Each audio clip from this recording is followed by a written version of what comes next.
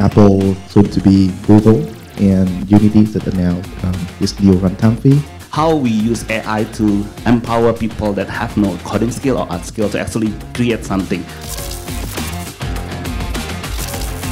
How are you guys thinking about AI? Like, is it something that you're actually prioritizing in your development and the way that you're thinking about your strategy, or are you kind of thinking it's more hype than actually something that's worth your time and effort? With the arrival of AI and blockchain, will help us solve the creation and traceability of creation problem. We have to come back to the fundamentals of making a great game. Right now, I think it's more about how to develop the business model even more. Can I just start by saying thank you so much for that amazing overview of the Vietnamese game industry. That was absolutely brilliant. My name's Leah Callon-Butler. My company is called Emfarsis, and we specialise in strategic communications advisory. And we also invest in early stage Web3 projects with a focus on gaming and open metaverse. So that's me. I would love to hand over to our panelists. Maybe we can just go down the line here. Arief, did you want to kick us off?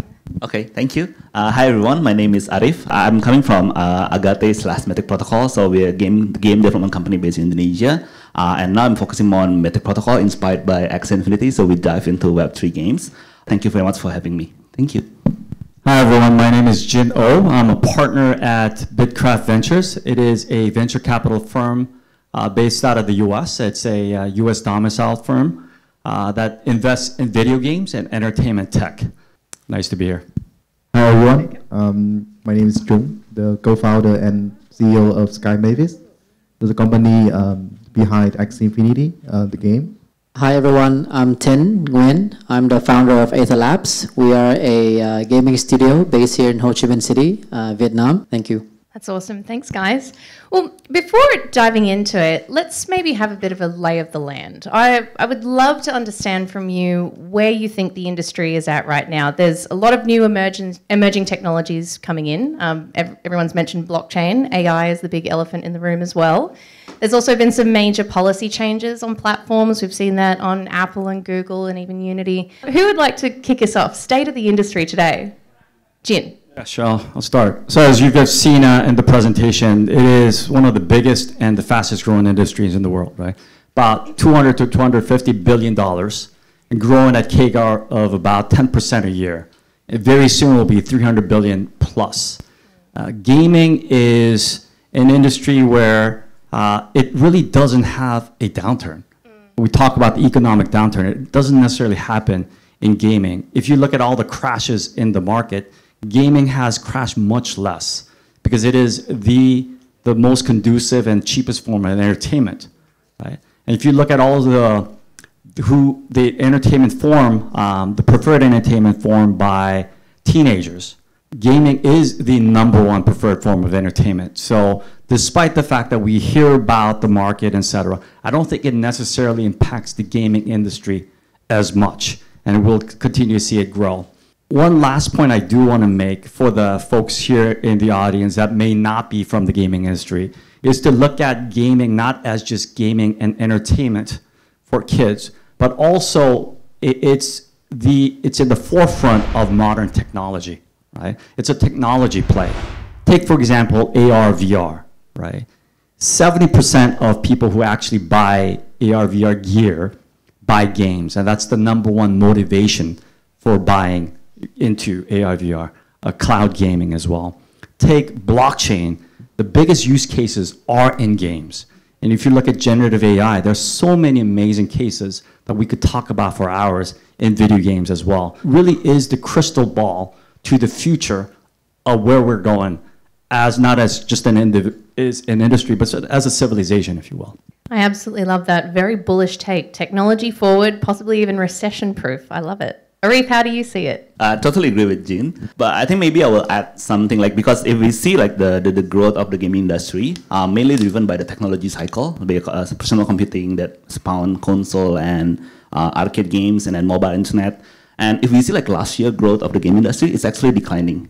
But if we see the other like side industry that also focus on entertainment, I say the dopamine industry, where we consume the product and we produce like hormone, happiness hormone. It's a cigarette industry. So cigarette industry by size, it's actually like 5 times bigger than gaming industry. But in some of users, it's actually 1/3 of game industry. So the question is what's happening with that industry? Do they spend more or do they like smoke more? I do a little research. It's not actually, but I'm not saying the problem, but the state of the game industry now, it's a very direct industry. Like there is a game publisher and developers, there's the users. There is no ecosystem in between at that industry. So the industry will always depend on the consumer spending. So we believe that the next part of how we're able to scale the game industry is not by inviting more people, because now it's already 3 billion games. It's not by increasing the ARPU, because now it's the highest ARPU, but how we're able to extend the ecosystem larger so that everybody could value generate and become an active participant in the industry. I think that's how I see the futures. I'd love to dig into that a little bit more later too, in terms of growing that pie bigger. We were just having a great chat about that over lunch. So, guys, what do you think? Trung Ting, like, I'd love to hear your thoughts too from the Vietnamese perspective as well, because we were just hearing some of the opportunities, challenges throughout the local landscape too. So what do you think about the state of the industry today? I think there's a lot of challenge nowadays, especially with the change in policy, Apple, soon to be Google, and Unity that announced its new runtime fee. So there's a lot of challenge, and people don't seem to play a lot of games like they did in the COVID era. So I don't think the gaming industry is in its sexiest moment right now, but there's still a lot of work to be done, and especially during this boring era.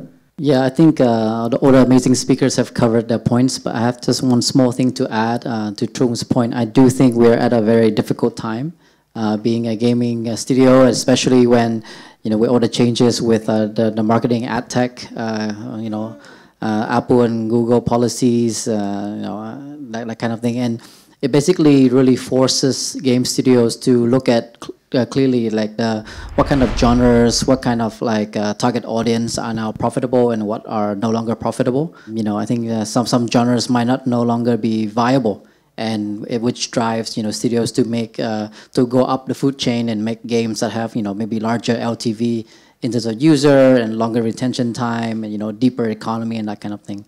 So I think that is a very big challenge for us as an industry.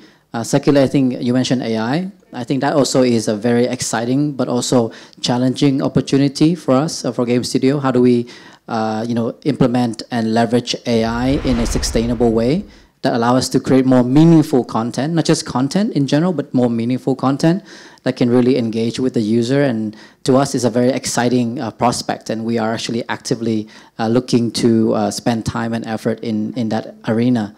And I think one last point regarding the history lesson, I think the internet, the arrival of the internet really helped us solve the distribution problem, right? The distribution of information. And I think with the arrival of AI and blockchain, these two combine somehow. I don't have the exact idea, but I think they will help us solve the creation and traceability of creation problem, because now things can be created much easier, much faster, much more higher fidelity.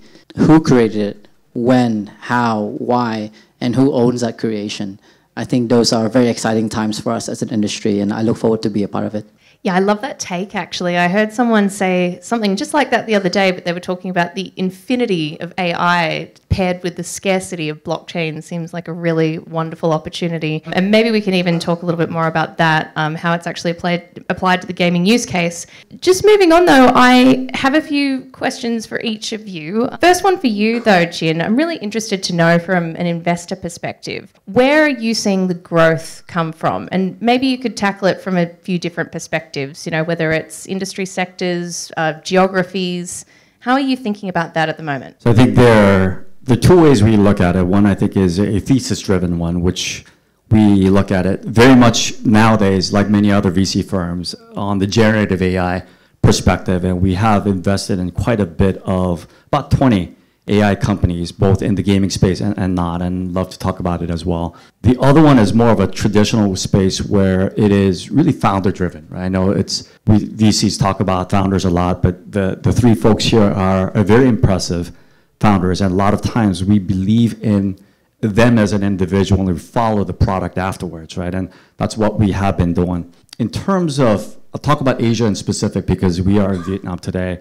And just to back off a little bit, our firm is started in Europe and has a domicile in the US. So 75% of our investments are in the West. And you see a lot of unicorns and innovations out of there. But with myself and another gentleman in Singapore that we started in BITKRAFT this year, we want to increase our footprint. Having said that, I think in terms of geography, there are creators market and then there's a consumer market, right? I think they're very different.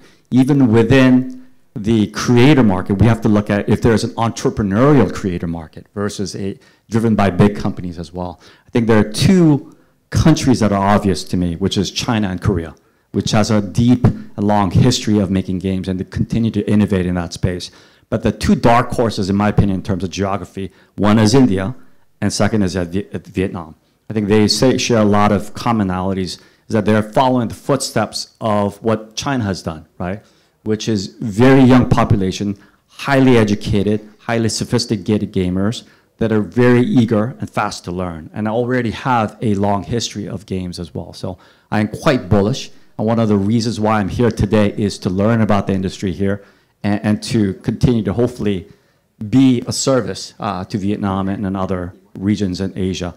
In terms of the industry as well, we're very bullish on blockchain gaming as well, and I'm sure we'll talk about that a little bit later as well. Awesome, thank you. Did anyone want to add to that at all? Sorry, that was a specific question for Jin, but feel free if you want to jump in. Tin, one for you. So, as we heard before too in our brilliant history lesson, so Vietnam is really known for casual games, but you're going down a bit of a different route. Maybe you can talk us through the thinking there. For sure, I'd love to. So I think, again, you're right. I think we have amazing developers who have been honing their craft and experience making hyper-casual and casual games in Vietnam, and they're very successful for that.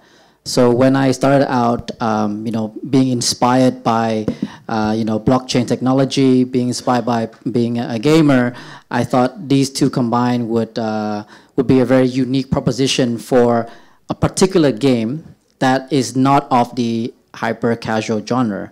And there's a few specific reasons why I think that my genre of game is more conducive to the technology that we're applying. And the genre is like mid-core, or you say mid-core plus. And this genre of game basically blends, basically it lowers the complexity of a hardcore game, but it increased, the player retention. It allows people to just have amazing fun very quickly, but it's hard for them to master. It creates, like a kind of meta game that people would be more inclined to come back to the game day after day and not just churn very quickly as a typical hyper-casual game.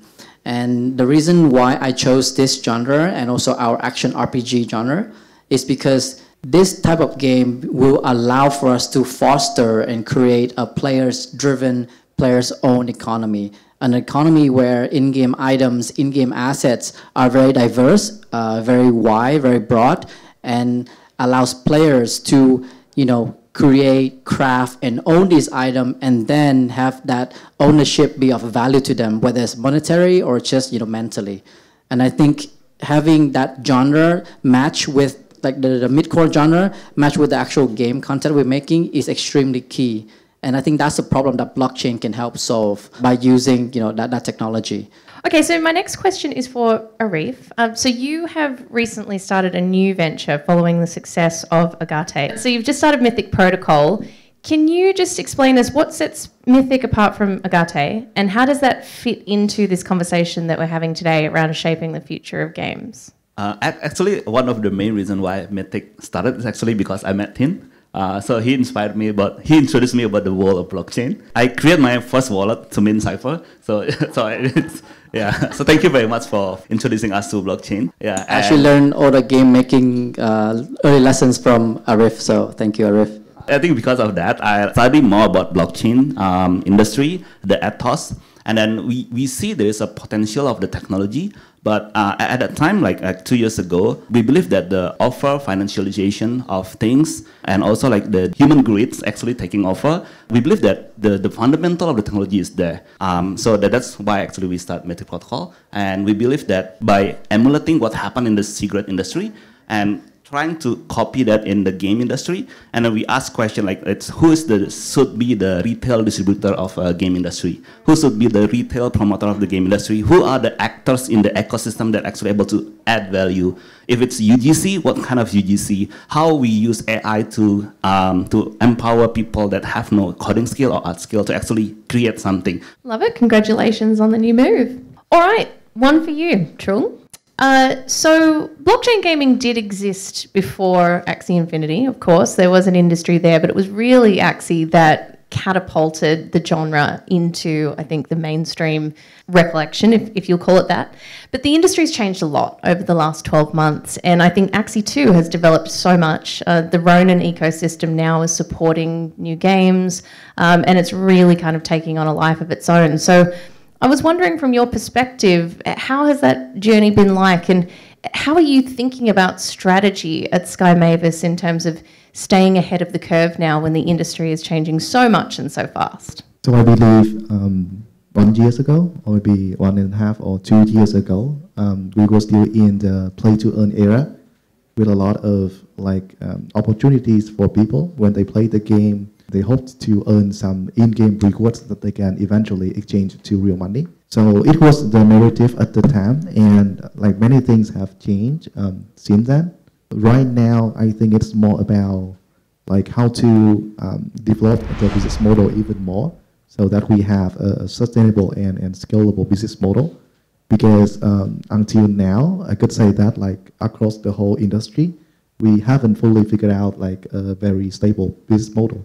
It's a thing for all the players in this industry to figure out. And even though we achieved a lot of traction with our previous version of the game, how to make that into like a model so that we can replicate, we can be good examples for other games to build and follow.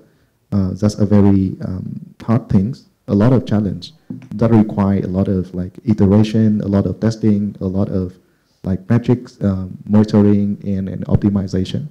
What we are doing right now, doing a lot of testing, perfecting the numbers, trying to optimize the revenue, trying to come up with new monetization model in order to make that into a proper business model that can actually scale. For myself, I'm full of numbers nowadays. How to come up with new ideas, how to monetize, how to solve the very big problems of doing user acquisition for Web3 games at the moment. So our strategy also follows that direction, how to really solve the critical problems for the industry right now, and obviously for Axie as well.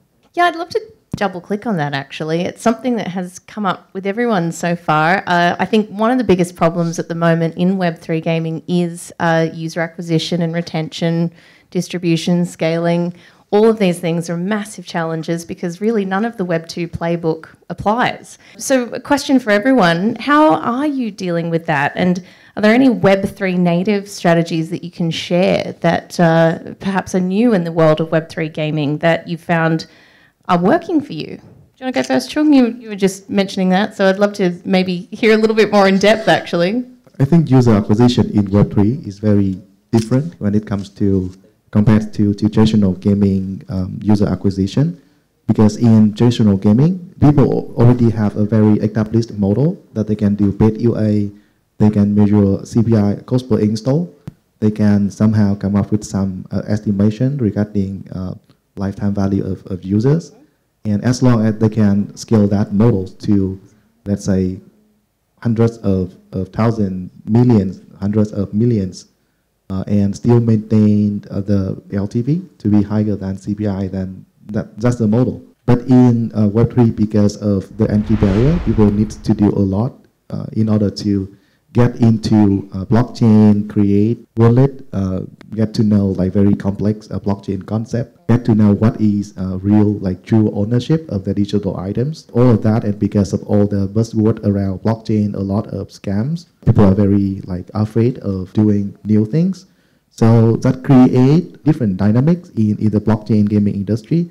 Influencer-based marketing, it works. Referral marketing works as well. But if we go with any traditional marketing model, like in traditional gaming, like doing paid user acquisition through advertising, it doesn't work yet.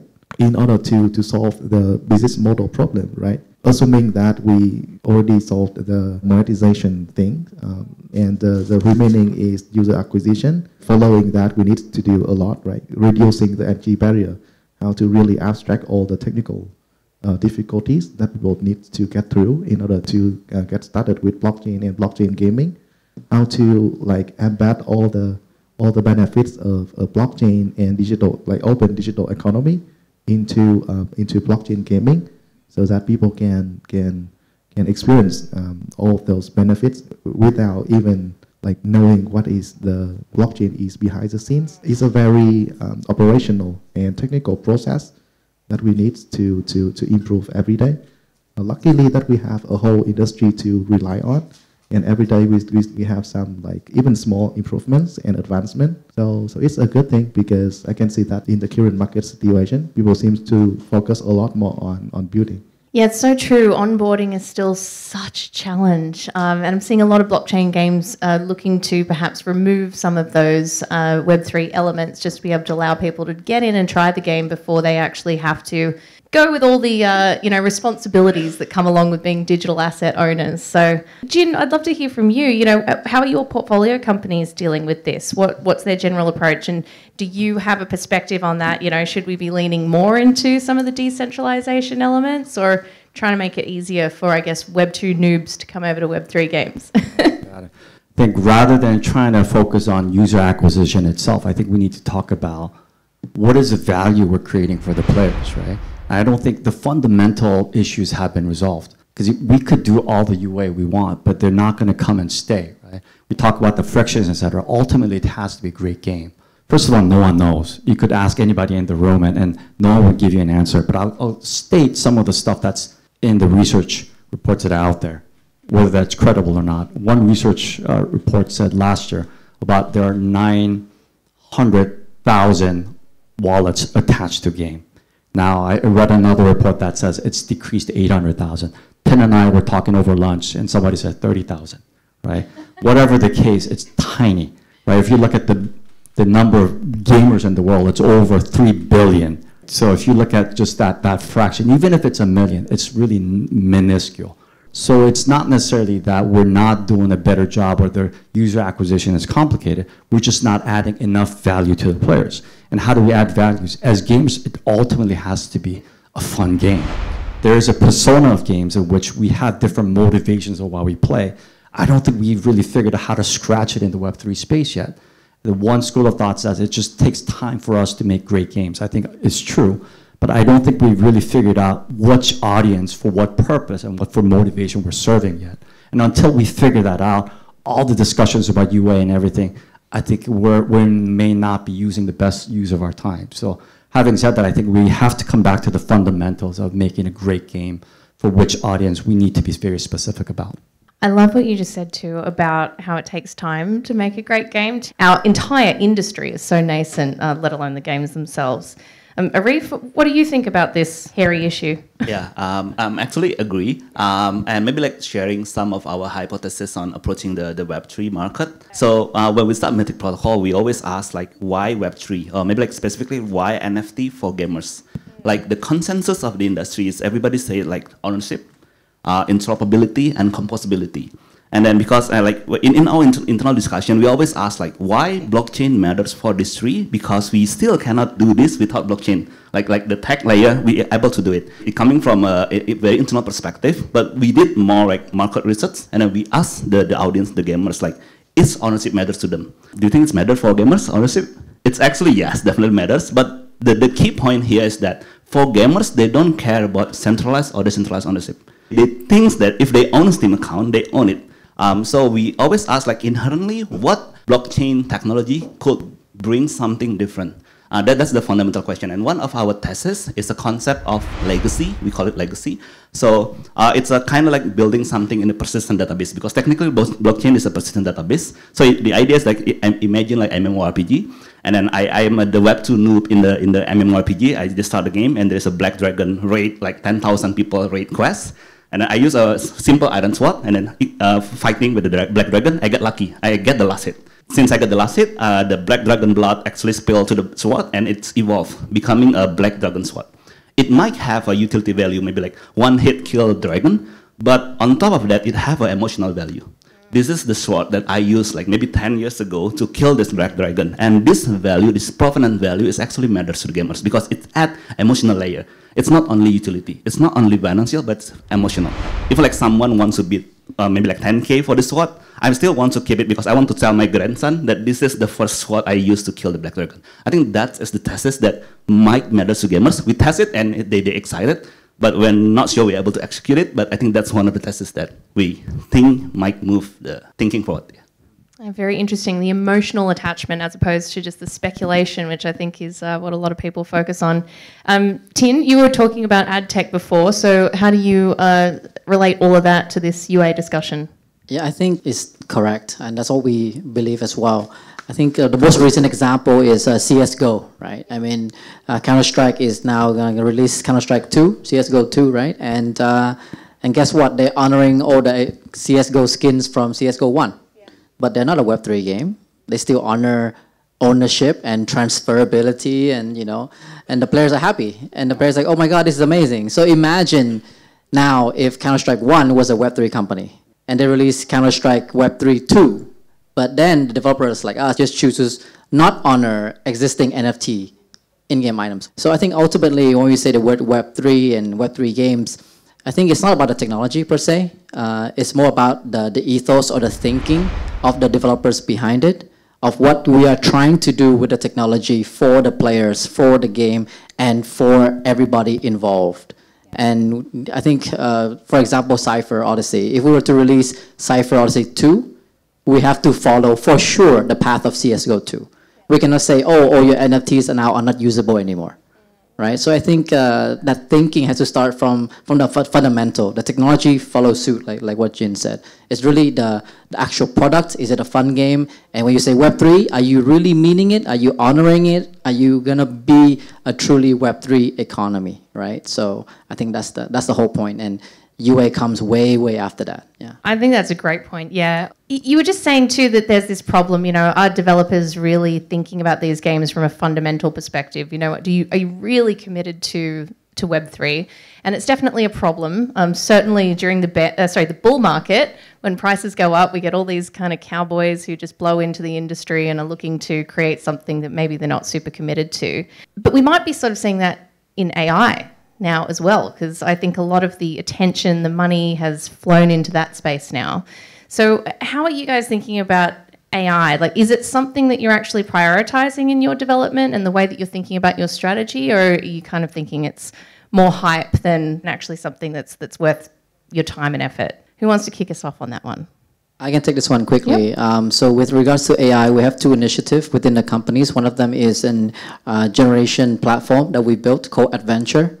And we use it internally to produce a lot of to speed up the production of a lot of our in-game assets for Cypher, but also for other projects. Really democratizing AI for multiplayer use. Multiplayer meaning multi-people in team settings, in corporate settings can use together in a workflow. And it's meant for game studios, it's meant for marketing companies and creatives. So that's one. We're very excited about that. And number two is that using that tool, we actually have made a game using AI. And actually it's live. I cannot tell you the name because it's secret. We were testing right now.